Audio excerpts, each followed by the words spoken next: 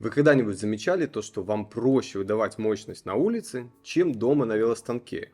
Или наоборот, на гонке в Zwift все идет прекрасно, но на улице ваты совсем другие? Вы не одиноки. Но почему же так происходит? Сегодня мы разберемся, почему у некоторых людей отличается мощность в помещении и на улице, почему это может влиять на ваш тренировочный процесс негативно и что с этим делать. Например, одно из исследований 2014 года показало то, что мощность на улице отличалась на 30% и была выше на 40-километровой гонке, в отличие от помещений. Индивидуальные различия были, конечно, очень большими и варьировались от 11 до 69%, но во всех случаях у участников мощность на улице наблюдалась значительно выше, чем в помещении. В 2022 году группа ученых под эгидой Липски решили проверить это на профессиональных велосипедистов и сравнить мощность на улице и в помещении. Они протестировали 14 профессиональных велогонщиков Pro Tour и континентальных команд и сравнили их мощности от 1 до 14 минут как в помещении, так и на улице в стандартизированных условиях. То есть все ехали один и тот же протокол, либо ехали на улице на одном и том же подъеме. В результате они показали, что мощность в помещении была на 4-9% ниже, чем на улице, что для Critical Power, либо нашего FTP, составляет примерно 18 Вт, либо 5,5% для данного типа гонщика. Еще одно исследование на любителях от 2012 года Бертуччи показали то, что мощность в помещении примерно на 10% была ниже, чем на улице. Велоспорт – это спорт цифр. Мы все любим анализ тренировок, мы все строим наши тренировки, исходя из нашего FTP, либо Critical Power. А теперь давайте представим картину, то, что вы проводите тренировку в помещении, например, 4 раза по 8 минут на FTP, а ваш FTP завышен на 10%. Это превращается уже не в тренировку для получения адаптации, а настоящую пытку, которая грозит вам срывом, переработкой и недовосстановлением. Давайте разберем несколько графиков наглядно и посмотрим различия мощности моих атлетов на улице и в помещении соответственно. Так, разберем, например, несколько графиков. Первый атлет. Посмотрим, например, 20-минутный тест, если бы мы ехали, да. И что нам показывает? То, что желтый график это на улице и синий пунктированный график это indoor, то есть в помещении. И мы здесь видим различия в целых 37 Вт. То есть, если бы атлет считал, либо точнее я считал бы его FTP для улицы и в помещении одинаково, то, соответственно, в помещении он бы очень сильно перерабатывал, потому что разница очень большая. Для информации я не использую FTP-тест, поэтому, то есть, 20-минутная мощность, то есть, это просто для наглядного, для большего понимания публики, потому что многие используют 20-минутную мощность для расчета FTP.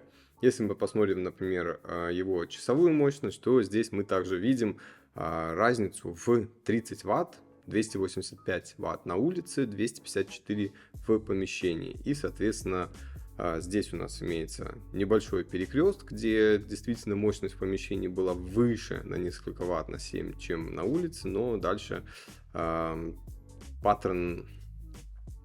тренд соблюдается такой же, то есть и реактивная анаэробная мощность и спринтерская мощность также на улице выше, чем в помещении. Так, берем атлета номер 2 и смотрим разницу. Например, 20-минутная мощность, опять же, на улице желтый график, это 326 Вт, в помещении 319 Вт. Здесь мы видим меньшую разницу, чем по сравнению с атлетом номер 1.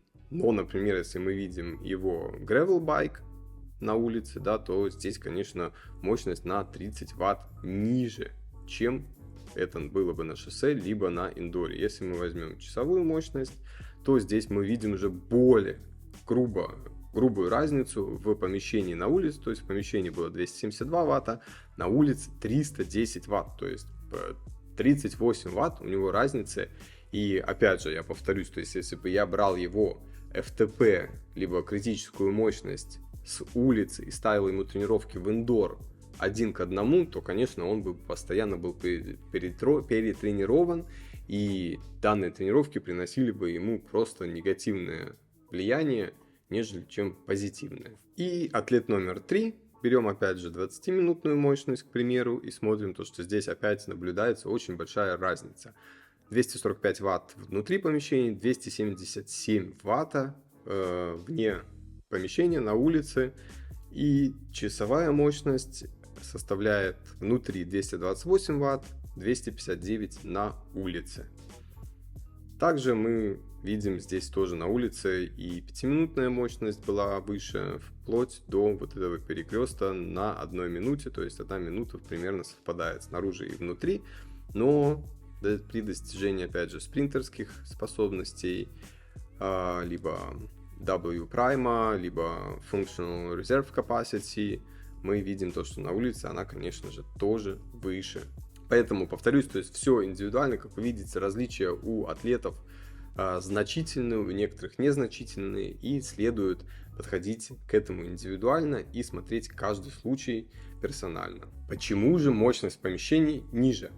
Для этого существует 3 главных фактора. Это психологический, физиологический и механический.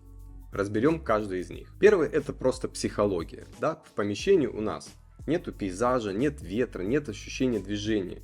Это повышает субъективную сложность задания, и исследования показывают то, что мозг работает тяжелее, фокусируется на дискомфорте, и усталость наступает раньше, чем это произошло на улице. Например, Ирвин с коллегами в 2022 году показали то, что езда в помещении приводит к более высокой воспринимаемой умственной нагрузке и, следовательно, к потенциально большей умственной усталости. Другая группа исследователей, Слапсинскайте, в 2016 году показали то, что езда на открытом воздухе приводит к большему количеству внешних мыслей и меньшему количеству мыслей, связанных с выполнением задачи текущей, что свидетельствует о том, что езда на открытом воздухе более отвлекающая, то есть вы меньше концентрируетесь на боли, либо дискомфорте и неприятных ощущениях, и тем самым можете выполнить тренировку лучше и легче.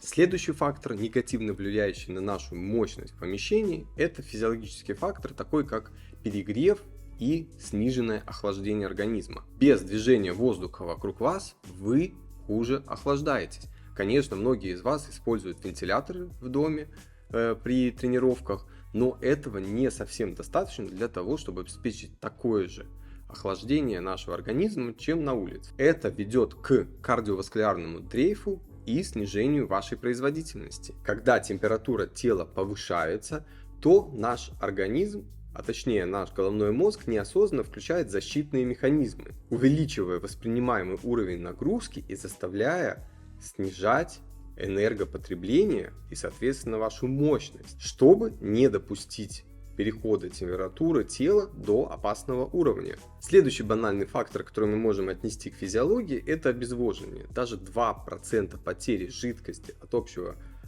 веса нашего организма уже ведет к значительной потере производительности. Также различия наблюдаются и в зависимости от морфологического строения атлета. Например, если атлет с низким содержанием подкожного жира, который весит, например, 60 кг, 10% подкожной жировой клетчатки, он будет лучше охлаждаться и, соответственно, у него будет меньше падать мощность, чем у атлета, который имеет, например, 90 кг с 27% подкожной жировой клетчатки, то здесь, конечно, механизмы охлаждения будут хуже, и, соответственно, у данного атлета мы будем наблюдать большую разницу между мощностью на улице и в помещении. И последний, третий фактор — это механический фактор. В помещении вы не двигаете байк, соответственно, работает меньшее количество групп мышц, соответственно, у вас чаще всего замечен более высокий каденс, а также другой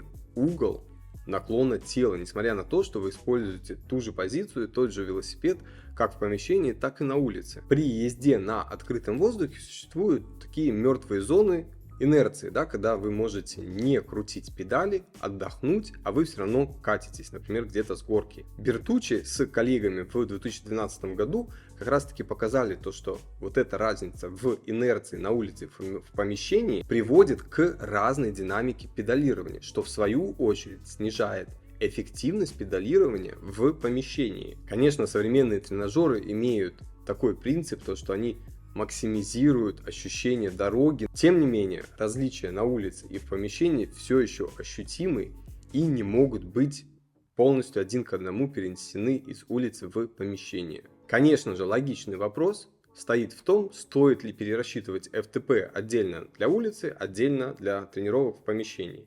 Ответ, как всегда в спорте, все индивидуально. И да, и нет. Я считаю, что это стоит делать тем, которые действительно ощущают большую, значительную разницу в восприятии мощности на улице и в помещении.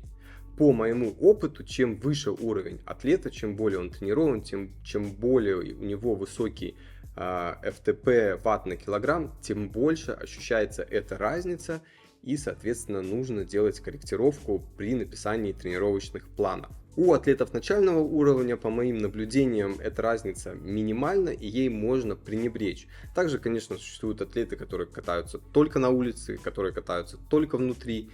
И, соответственно, конечно, для них этот вопрос нерелевантен. Как это сделать, в принципе, довольно-таки легко и потратить где-то 20-30 минут вашего времени и просто сделать при помощи, например, Excel-таблицы, отдельно и высчитать FTP на улице, отдельно высчитать FTP для помещения. И, соответственно, посмотреть, есть ли у вас какая-то разница. Если она действительно значительная, более 5%, то стоит учитывать это при построении тренировочного процесса и расчета тренировочных зон. В целом, обобщенно можно сказать, конечно, несколько советов, которые помогут приблизить вашу мощность в помещении к мощности на улице. Первое — это всегда используйте хорошо проветриваемое помещение, а также хороший вентилятор, желательно в идеале 2. Второе — пейте достаточное количество жидкости, при том, что если вы знаете, что у вас сегодня длинная тренировка в помещении, старайтесь пить как до тренировки, во время тренировки и после тренировки, чтобы восполнить все потери. Старайтесь использовать один и тот же велосипед, который вы используете на улице, либо выставить велосипед, который стоит внутри, максимально близко к той посадке, которую вы используете на улице. И главное, тренируйтесь регулярно, и адаптация придет.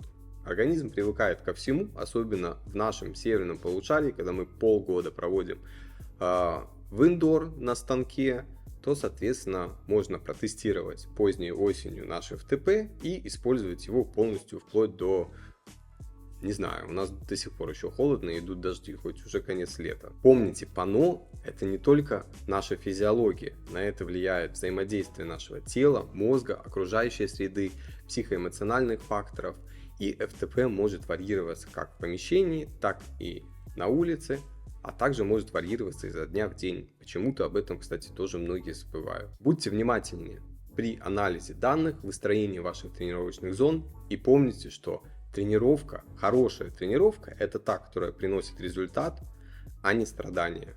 Всем пока!